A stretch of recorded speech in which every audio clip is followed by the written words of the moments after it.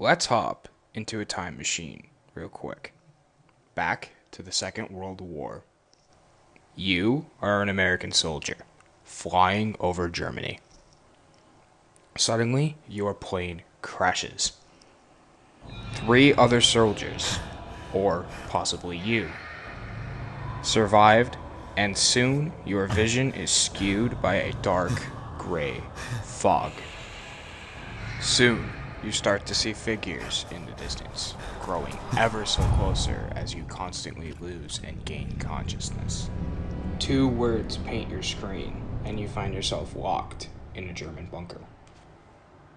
And this is where all this madness begins. Welcome. I am your host, It's Frostbite, and welcome to episode 1 of the Pages of the Kronorium. In this series, we will review, critique, and, let's just get this over with. We will do a retrospective on every single Call of Duty Zombies map coming from Black Ops 1 to Cold War. Now, I plan on doing this as a weekly thing. I'm going to upload this at least once a week on any given day of the week, and if you're willing to come with me on this journey all the way from World at War to Cold War, then hit the subscribe button, comment, whatever you want to do, or just watch the video. Okay, now let's get into Nacht, Untoten. Contact!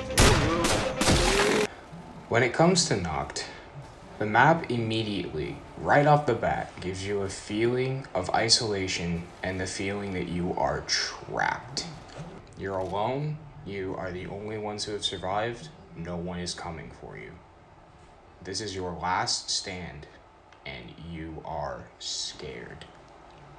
The only thing that you see in front of you is a dark, gray, destroyed airfield bunker in the middle of some part of Germany.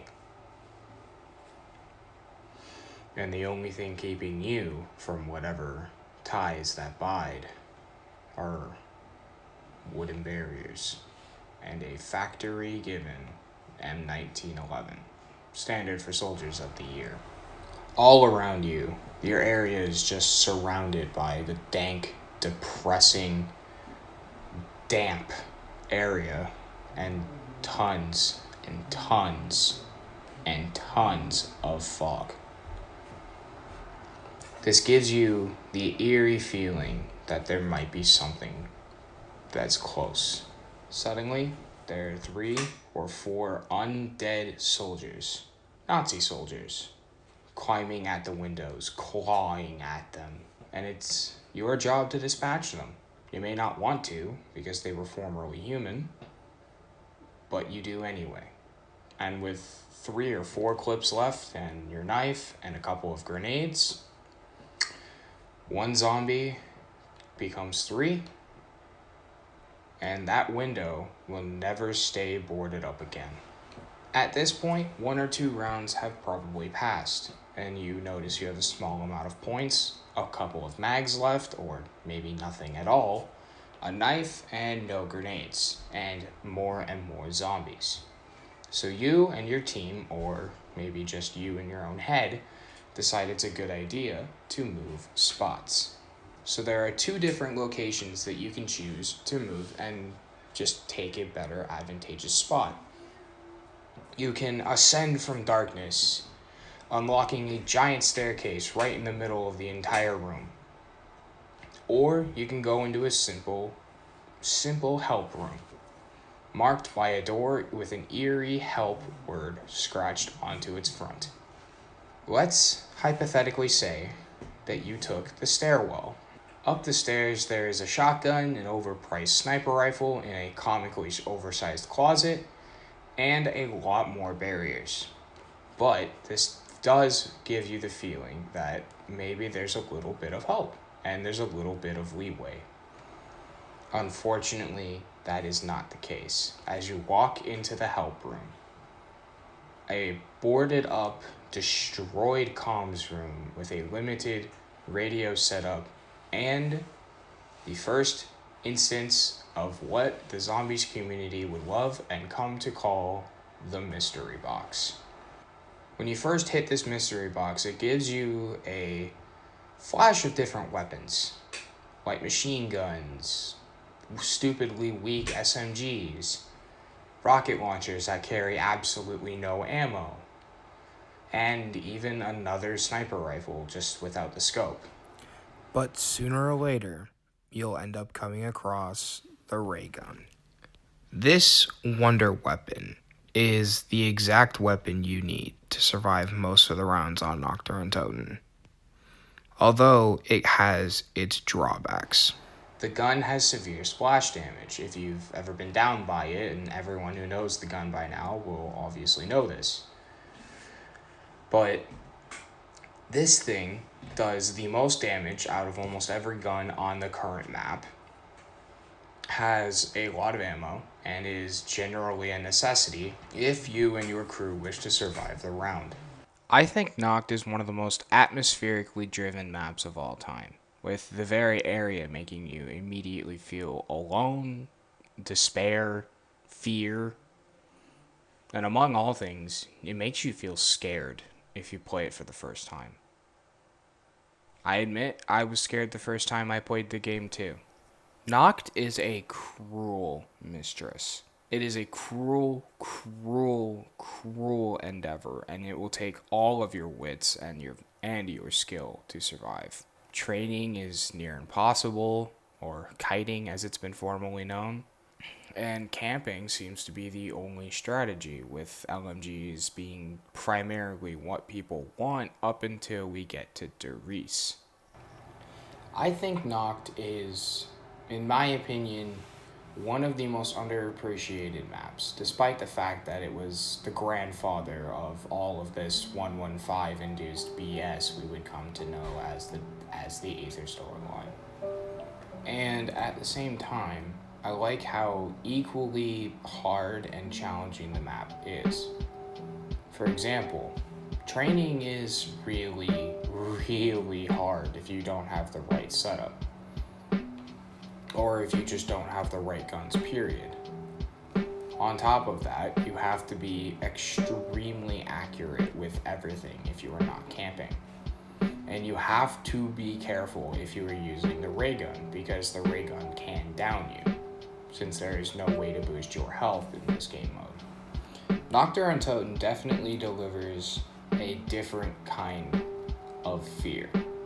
It gives you the fear of being alone, and it gives you the fear of being isolated, because that's what they were going for. The map was even named after the George Romero classic Night of the Living Dead, because that's what they wanted to feel. That was an inspiration. They took the isolation and the absolute horror of the event that was going on in that movie, and they turned it into a legitimate game. They turned everything, all of the feeling from that movie, and they regurgitated it onto this map that isn't even remotely related to George Romero as of yet. And I think they did that beautifully. In my opinion, I think they did that beautifully. But in the other coming maps, specifically the second map, that I am not going to name, but you already know, they did this almost perfectly to a T, in my opinion, in the second map. But in this map, since it's the first, I believe they did it better. There's not a whole lot to unpack with this map, other than if you ever experienced it for the first time after beating the World at War campaign, then you are of a lucky few people on the entire Earth, and you deserve all the respect in the world if you still love zombies after that, because I never started on World at War. I started on Black Ops 1 and Black Ops 2, and I have not left the zombies community since. I primarily play multiplayer, but I have a deep, deep love for zombies, and I've been invested with this map ever since I first played it. Heck, I even have a video on my channel from over 6, maybe 7 years ago, where I was playing the Roblox version of this map with absolutely shitty editing and shitty microphone, and I was like 12. to conclude this alone. very short retrospective, I really want to say one thing about Nacht. Even though this map was not my favorite and it was not my first map ever, I definitely think it deserves more credit than it deserves, simply enough because of how well they managed to take the inspiration and influence of George Romero's Night of the Living Dead and successfully put it into a video game that is 12 or 13 years old. I personally think that this is not an S tier map, but I believe that this map deserves to be at least 1 or 2 tiers below S tier. It is a good map. It is very bare bones. It is not easy to survive, and it does not give you a lot of resources, but the map itself is a character. And I like that. And we'll come to find out later down the line when it comes to Call of Duty Zombies maps that sometimes there just is no character. And sometimes they even take this exact map and they either almost completely ruin it or completely get rid of whatever Black Ops 1 and World at War did with this map.